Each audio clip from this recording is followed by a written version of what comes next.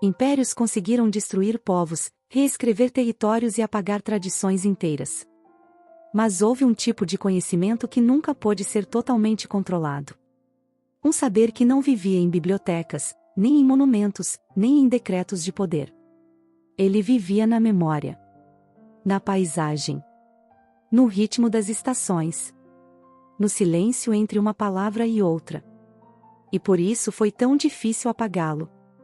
Houve um tipo de conhecimento que não vivia em templos de pedra, nem em arquivos de império, nem em leis gravadas para durar séculos. Ele permanecia em outro lugar. Na lembrança compartilhada. Na observação paciente dos ciclos. Na relação entre o corpo humano e a respiração da terra. Na escuta de tudo aquilo que o mundo moderno aprendeu a chamar de detalhe. Quando falamos dos druidas, quase sempre pensamos em figuras envoltas em névoa, como se fossem apenas personagens de uma imaginação antiga. Mas o que quase nunca se diz é que o verdadeiro poder deles não estava, em primeiro lugar, nos rituais visíveis. Estava na capacidade de guardar um saber sem reduzi-lo a objeto. Sem transformá-lo em posse. Sem arrancá-lo do fluxo vivo em que ele fazia sentido. Os druidas pareciam compreender algo que continua desconfortável para qualquer civilização obcecada por controle. Nem todo conhecimento precisa ser exibido para ser real. Nem toda sabedoria pode ser armazenada sem perder parte de sua força. Há coisas que só permanecem vivas quando continuam sendo transmitidas como presença, e não apenas como registro. Hoje, muita gente imagina o druida como um personagem místico, quase folclórico. Uma figura distante, ornamental, associada a florestas, símbolos e mistérios vagos. Mas essa imagem enfraquece o que havia de mais profundo nessa tradição. O druida não era apenas alguém que acreditava na natureza. Era alguém que lia a realidade através dela. Não como metáfora romântica, mas como princípio de conhecimento. A árvore não era cenário. O vento não era detalhe. O curso dos rios não era apenas geografia. As estações não eram pano de fundo para a vida humana. Tudo isso era linguagem. E perceber essa linguagem exigia mais do que informação, exigia presença. Exigia um tipo de atenção que não separava pensamento e mundo. O que hoje chamamos de natureza não aparecia, nessa visão, como algo externo ao ser humano. A própria vida humana era entendida como parte do mesmo texto vivo. Essa visão partia da ideia de que o real fala o tempo todo, mas nem todos conservaram a escuta necessária para compreendê-lo. Por isso, reduzir os druidas a magos, sacerdotes exóticos ou figuras nebulosas é cometer um erro moderno. Imaginar como superstição aquilo que, para eles, era uma forma refinada de percepção.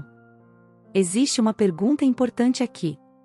Por que certos conhecimentos eram transmitidos de forma oral? A resposta não está apenas na ausência de escrita.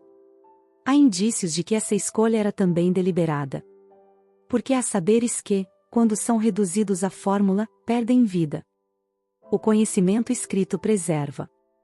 Mas o conhecimento vivo transforma. Aquilo que passa de boca em boca, de mestre para discípulo, de geração para geração, não é apenas conteúdo. É cadência. É pausa. É maturidade interior.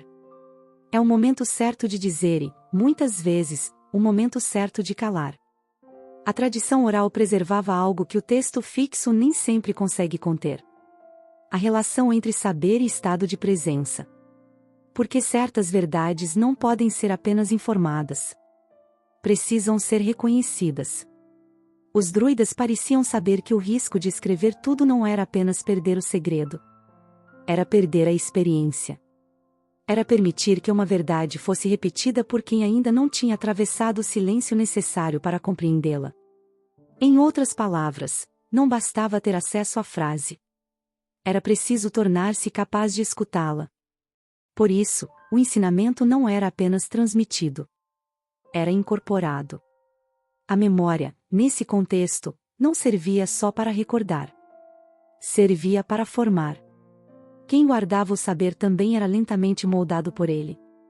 Quando um império conquista um povo, ele não tenta dominar somente o território. Ele tenta dominar a forma como aquele povo se lembra do mundo. Porque enquanto uma civilização conserva sua linguagem simbólica, seus ciclos, seus ritos de passagem, seus nomes sagrados para a paisagem e sua memória viva do invisível, ela ainda não foi totalmente vencida. É por isso que a destruição de uma tradição nunca começa apenas com armas. Ela começa quando o mundo deixa de ser percebido como presença e passa a ser percebido apenas como matéria disponível. Quando a floresta vira recurso. Quando o rio vira infraestrutura. Quando o tempo vira produtividade.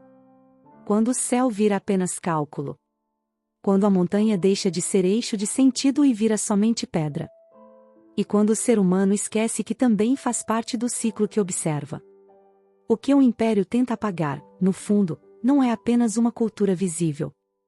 É uma forma de percepção. É o vínculo entre memória e território. É a capacidade de olhar para a paisagem e ainda reconhecer nela uma ordem que não foi criada pelo poder. Roma podia impor estradas, leis, administração, idioma, cobrança e disciplina. Mas havia algo mais difícil de capturar. A lembrança profunda de que o mundo não pertence inteiramente àquilo que o organiza. E enquanto essa lembrança sobrevivia, a vitória jamais era absoluta. Na percepção druídica, a natureza não oferece apenas beleza. Ela oferece medida. Há tempo de recolher. Há tempo de florescer. Há tempo de amadurecer. Há tempo de cessar. Há tempo de cair em si, como as folhas caem ao fim de uma estação não por fracasso, mas por fidelidade ao ciclo. Nada ali era lido como acidente sem sentido. O inverno não era um erro da primavera. A noite não era a falha do dia. A pausa não era desperdício do movimento. Tudo participava de uma ordem maior, em que viver bem exigia discernir o tempo próprio de cada gesto. O problema é que o mundo moderno tenta nos manter num único estado: expansão contínua, produção contínua, exposição contínua, velocidade contínua. Mas nada que vive permanece sempre em expansão. Nem a terra, nem o corpo, nem a alma. Há indícios de que a sabedoria antiga começava exatamente aí. Na capacidade de não violentar o próprio ritmo. Na capacidade de compreender que forçar a floração fora do tempo enfraquece a planta. E que exigir permanência de auge destrói o que ainda estava tentando amadurecer. Os druidas pareciam compreender que viver em desacordo com os ciclos não produz liberdade. Produz ruptura interior. Por isso, observar a natureza não era um exercício estético. Era um modo de aprender limite, medida, retorno e transformação. É isso que Roma, ou qualquer poder organizado, nunca consegue apagar por completo. Um saber que não depende apenas de monumentos, mas de lembrança. Um saber que reaparece quando alguém volta a escutar o vento sem pressa. Quando alguém percebe que a árvore não está apenas diante de nós, ela também nos inscreve no tempo. Quando alguém entende que o silêncio não é ausência, mas condição de escuta. Quando alguém descobre que a natureza não serve apenas para acalmar. Ela serve para recordar. Porque certos conhecimentos não desaparecem da mesma forma que desaparece um edifício. Eles recuam. Se ocultam. Permanecem latentes na linguagem, nos gestos, nos ritmos, nas festas sazonais, nos nomes antigos, nas práticas que sobrevivem sem saber exatamente de onde vieram. A tradição oral preservava justamente isso. Não apenas uma doutrina, mas uma sensibilidade. Não apenas ideias, mas um modo de perceber. E quando esse modo de perceber encontra novamente um corpo disposto, o saber retorna, não como invenção, mas como reconhecimento. Por isso, o que sobrevive não é sempre aquilo que foi melhor protegido em pedra. Às vezes, é aquilo que continuou respirando em pessoas, em lugares e em hábitos de atenção. Aquilo que parecia perdido, mas estava apenas esperando ser ouvido de novo. Os druidas não deixaram um sistema pronto para ser repetido. E talvez justamente aí resida a força do que transmitiram. Eles deixaram algo mais difícil, e mais vivo. Uma forma de atenção. Uma maneira de perceber o mundo antes que ele fosse reduzido apenas a utilidade, velocidade e controle. Antes que a realidade fosse medida somente pelo que pode ser extraído dela. Antes que o silêncio se tornasse incômodo demais para ser escutado. Porque certos conhecimentos não sobrevivem em livros. Ou, pelo menos, não sobrevivem inteiros neles. Sobrevivem em pessoas capazes de ainda reconhecer a linguagem do vento, das estações, e do silêncio entre as árvores. E talvez seja esse o ponto mais incômodo para qualquer império. Há saberes que não obedecem plenamente à força. Porque vivem onde a força não alcança.